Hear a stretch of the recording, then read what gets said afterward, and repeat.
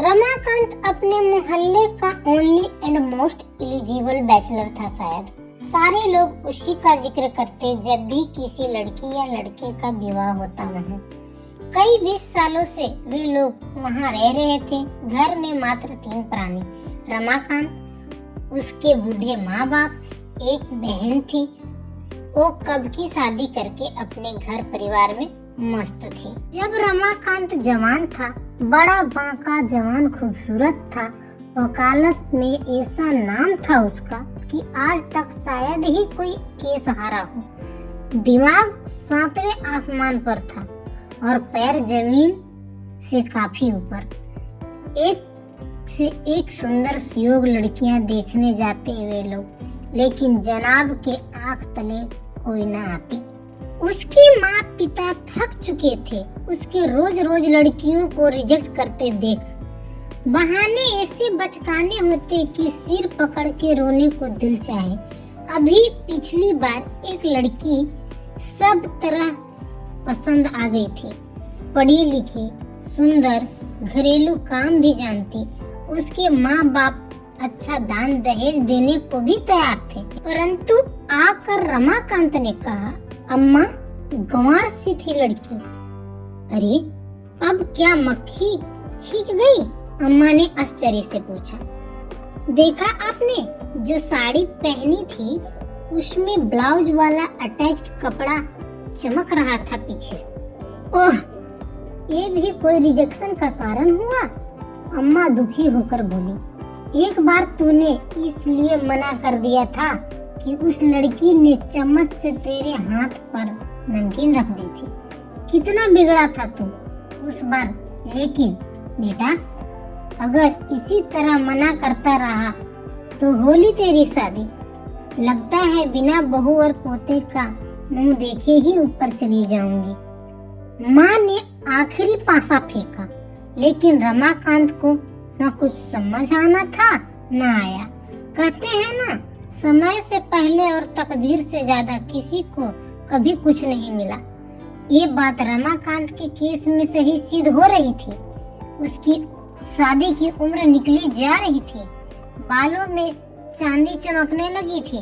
भले ही रंग के काले बाल रखने की पूरी कोशिश रहती, पर जब तक चांदी की लटे उसकी बढ़ती उम्र की चुगली कर ही जाती थी। फिर जवानी वाला गठीला बदन भी ढीला पड़ने लगा था। चेहरे पर जो ताजगी का एहसास पहले था, अब दिनों दिन धूमिल होने लगा था। कुछ तो बढ़ती उम्र का तकाजा और कुछ लड़की न मिल पाने का नैराश्य, दोनों उसे जल्दी ही बुढ़ापे की ओर खींच रहे थे।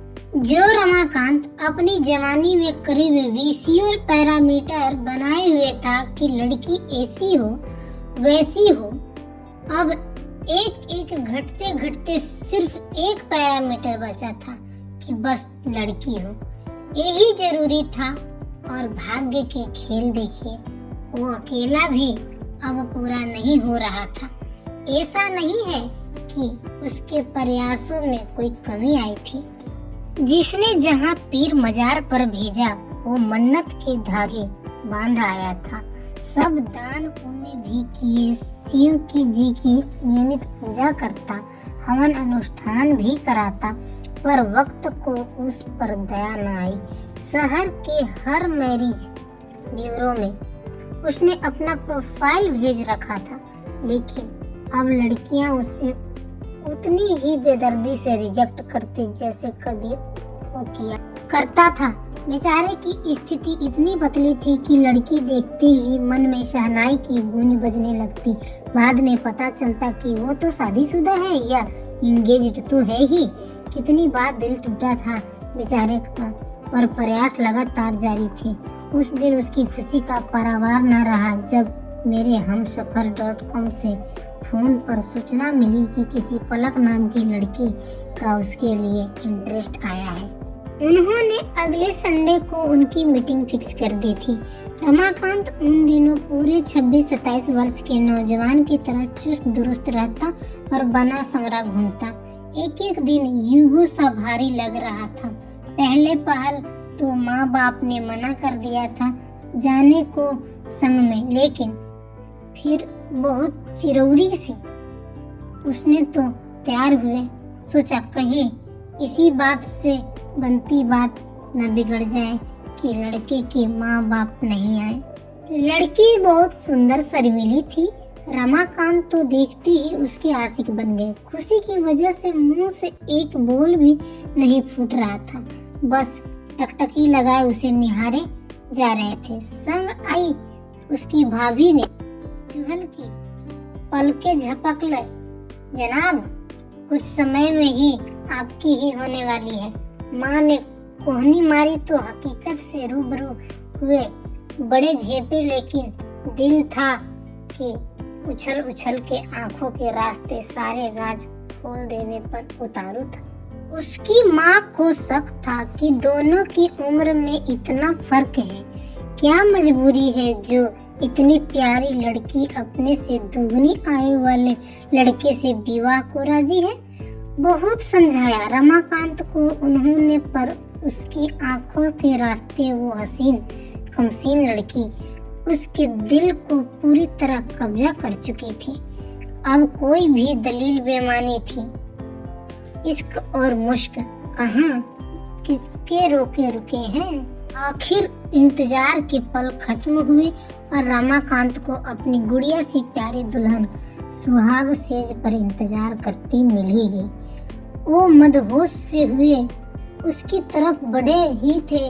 घूंघट उठा के देखा तो पूनम का चांद सा मुखड़ा देख दिल बाग बाग हो उठा। बहुत प्यार की बातें की दोनों ने, संग संग जीने मरने की ढेरों कसमें खाई। फिर एक अदा से उठकर उनकी दुल्हन ने जब उनके हाथों में दूध का ग्लास पकड़ाया तो वो चौंके और चिल्लाए, अरे माँ! वो अपनी बात पूरी भी न कर पाए थे। अपनी नाजुक हथेली उनके होंठों पर रख दुल्हन ने कहा, सबको सुला के ही आई हूँ, अब बस हम और तुम। रमाकांत तो एक ही घूंट में सारा गिलास हलक के अंदर कर गए और एक कैसा नशा सा हुआ। उसकी सुंदर मादकता का नशा था या कुछ और। गहरी नींद में एक तरफ लुढ़क गए। सुबह बहुत देर में आँख खुली तो सारे घर में हंगामा मचा था। पता चला वो दुल्हन तो सब कुछ लूट के ले गई थी। इतना पॉपुलर वकील, क्रिमिनल लॉयर और ऐसा क्रूर मजाक, अंदर तक हिला गया उसे ये सबक। पर अब पछताए क्या होता जब चिड़िया खेत चुन गई थी। सीधे उस मैरिज ब्यूरो पहुंचे। उन्होंने बताया कि हमें भी आज ही पता चला है कि वो फ्रॉड थी। पुलिस में केस दर्ज है, कुछ न कुछ जल्दी ही पता चलेगा। रमाकांत बिल्कुल टूट गए थे। कई बार डिप्रेशन में आ जाते। मैंने उस लड़की से सच्चा प्यार किया था। आखिर क्या कमी थी मुझमें? वो भी तो इतनी सच्ची दिखती थी, इतना भोलापन और ये कर्म। उन्हें विश्वास न होता। सारी मनुष्यता से जैसे भरोसा ही उठ गया हो। काफी समय बाद एक दिन पता चला कि वो पलक नाम की चोरनी दुल्हन पुलिस की गिरफ्त में है। यूं कि माँ बाप के चैन की सांस ले। चलो, मेहनत से कमाई गई कुछ तो दौलत शायद वापस मिल जाएगी अब। लेकिन रमाकांत एक दिन चुपचाप उससे मिलने जा पहुंचे। सलाखों के पीछे जेल में वे सिर नीचे झुकाए बैठी थी। अभी भी कितनी मासूम दिख रही थी। बड़ी तिकड़मों में रमाकांत जी ने उससे 10 मिनट की मुलाकात करनी चाहिए थी और अब वो आमने सामने थे। रमाकांत जी ने डबडबाई आंखों से उससे पूछा, तुमने मुझे धोखा क्यों दिया? वो पैसा जो तुम लेकर भागी थी उसकी मालकिन तो वैसे ही तुम बन जाती। जो कहानी पलक ने उन्हें सुनाई उससे उनके पांव तले जमीन सरक गई। उसने बताया वो बहुत गरीब लड़की थी।